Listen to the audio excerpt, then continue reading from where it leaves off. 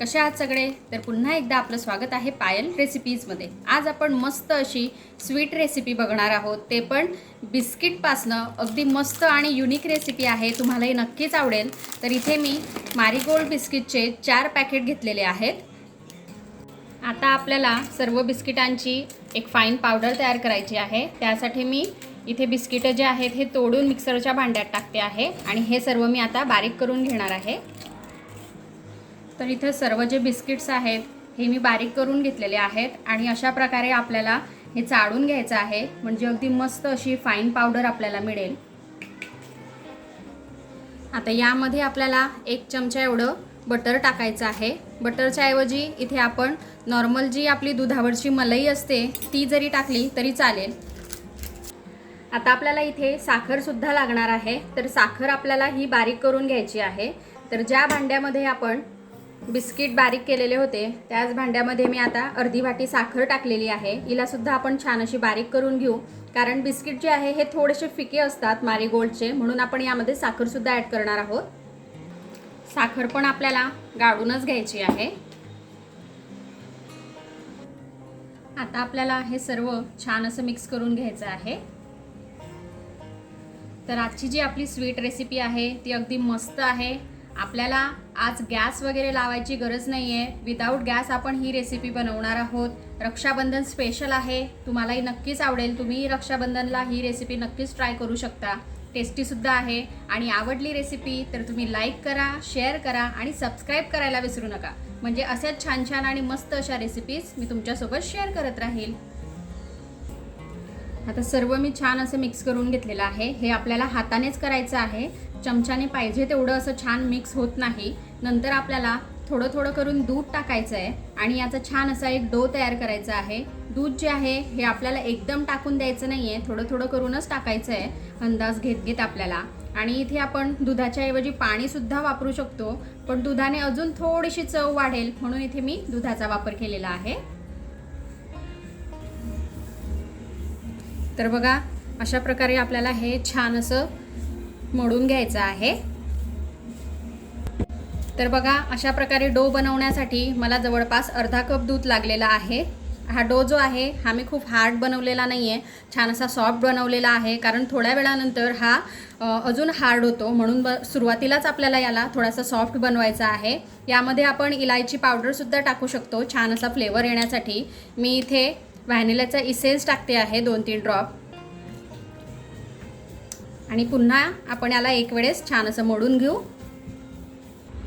तर बघा, पुन्हा मी याला एक वेळेस छान असं मळून घेतलेलं आहे। आता आपल्याला याचे 2 भाग करायचे आहेत, तर एक मोठा आणि एक छोटा असं आपल्याला करून घ्यायचा आहे। आता हा जो आपण जास्त पार्ट काढून घेतलेला आहे त्यामध्ये आपल्याला कोको पावडर मिक्स करायची आहे। तर इथे मी 2 चमचे कोको पावडर घेतलेली आहे, ही आपण यामध्ये मिक्स करूया। आता यामध्ये मी कोको पावडर जी आहे ही छान अशी मिक्स करून घेतलेली आहे। थोडं आपल्याला यामध्ये सिरप सुद्धा टाकायचं आहे, तर मी इथे चॉकलेट सिरप जवळपास 1 चमचा एवढं टाकलेलं आहे। हेही आपण यामध्ये छान असं मिक्स करून घेऊ। तुम्ही यामध्ये फक्त आणि फक्त कोको पावडर किंवा फक्त सिरप असंही यूज करू शकता, मी इथे दोघांचा वापर केलेला आहे। आता हे मी छान असं मिक्स करून घेतलेलं आहे। यामध्ये आता आपण ड्रायफ्रूट्स टाकून घेऊ। मी इथे बदामाचे काप घेतलेले आहेत, आपण आपल्या आवडीनुसार ड्रायफ्रूट्स हे ॲड करू शकतो। आता इथे मी ड्रायफ्रूट्ससुद्धा छान असे ॲड करून घेतलेले आहेत। आता आपल्याला याचा एक रोल तयार करायचा आहे। हे बघा, अशा प्रकारे आता आपल्याला याला लांब करून घ्यायचं आहे।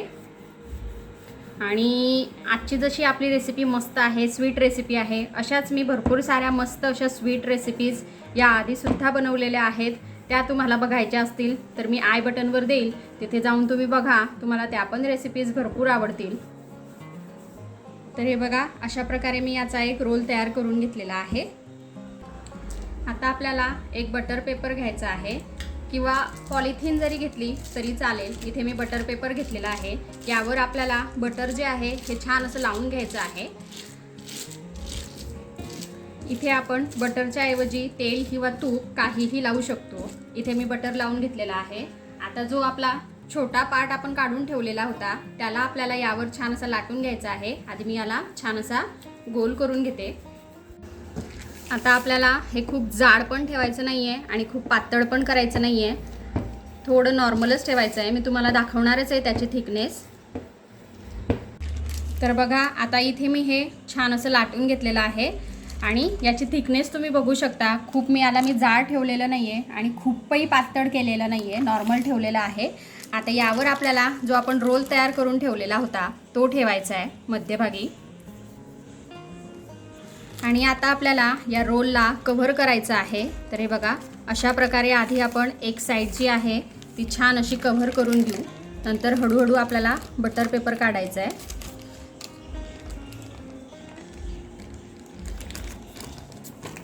हे बघा आता या साईडने जेवढं लागणार आहे तेवढंच मी करणार आहे आणि बाकीचं हे काढून घेणार आहे. हे बघा आपल्याला आता एवढंच लागणार आहे, तर मी हे कट करून घेते.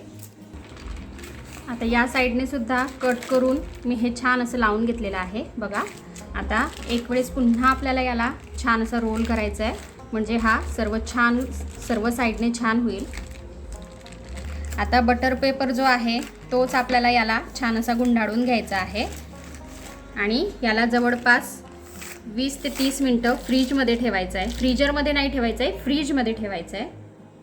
तर इथे 20-30 मिनटं झालेले आहेत. हे मी फ्रीजमधून बाहेर काढून घेतलेलं आहे. आता आपण यावरचा बटर पेपर काढून घेऊ. तर बघा आता हे छान असं सेट झालेलं आहे 20 मिनटानंतर. आता यावर आपण चांदीचं वर्क लावून घेऊ. आपण आपल्या आवडीनुसार याला डेकोरेट हे करू शकतो. मी इथे चांदीचं वर्क लावते.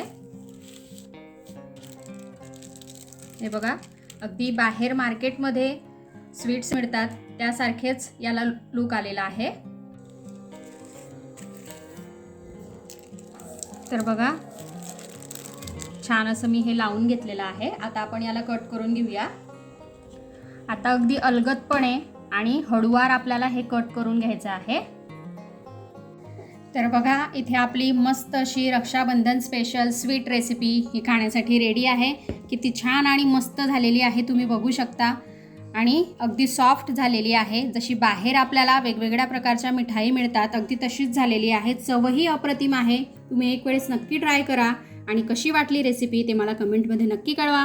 आपण भेटूया असेच एका छानसा रेसिपीसोबत नेक्स्ट व्हिडिओमध्ये. तोपर्यंत आपली काळजी घ्या आणि जाता जाता चॅनलला सबस्क्राईब करा. Take care. Bye bye.